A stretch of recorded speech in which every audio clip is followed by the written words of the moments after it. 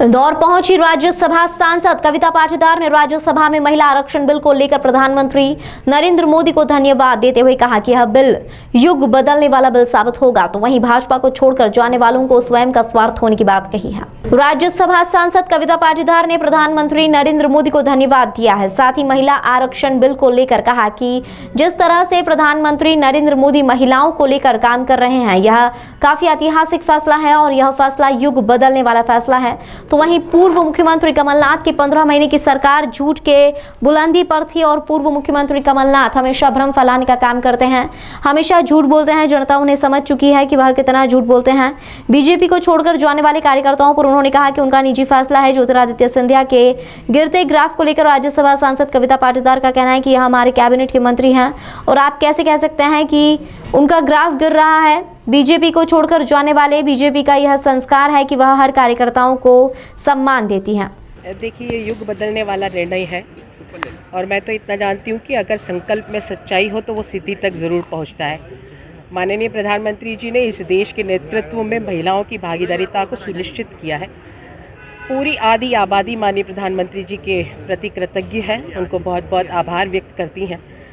और ये सही भी है, हम सब जानते हैं शिव के भी स्वरूप अर्धनारीश्वर से भी ये पूरे संसार को भगवान ने संदेश दिया था महिला शक्ति का।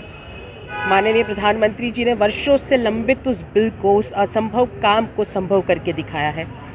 हम सब आदि शक्तियों को नेतृत्व करने का अवसर दिया है और जब ये पूरी तरह से लागू हो जाएगा उसके बाद 1/3 सभी विधानसभाओं में भी महिलाएं बैठेगी और लोकसभा में भी बैठेगी।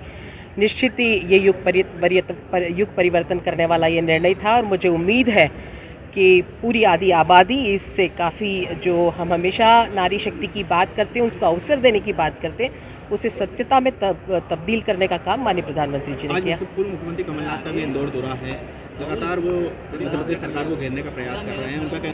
देखिए, उनका काम ये सिर्फ भ्रमित करना है। न उनके पास योजना है, न विकास है, न कोई मुद्दे हैं।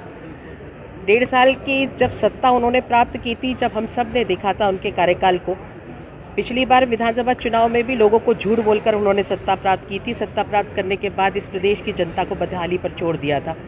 अब जनता जान चुकी है, उनके झूठ के पोटले में कितनी भी झूठ लेकर वो आ जाए, जनता समझ चुकी है, वो किसी भी उनके झूठ पर विश्वास नहीं करेगी। दीदी, सिंधिया के समर्थक के खिलाफ कई तरह देखिए, ये सब बात झूठी है, हम सब जानते हैं। परिवार हमारा बड़ा है, हमारे परिवार में जो भी लोग आते हैं हम उनका स्वागत करते हैं और इज्जत देना और सभी व्यक्तियों को काम देना, ये भारतीय जनता पार्टी के संस्कार है और वो अपने संस्कार कभी नहीं भूलती। दीदी, प्रमोद टंडन जो पर्सनल राय है, उनको कब आना है कब जाना है ये उनका व्यक्तिगत मामला है। सिंधिया का कुछ गिरते हुए ग्राफ दिख रहा नजर आ रहा है या नहीं, मैं ऐसा नहीं मानती। वो हमारे केंद्रीय मंत्री हैं, आप कैसे कह सकते हैं कि उनका ग्राफ गिर रहा है। ठीक है दीदी, थैंक यू।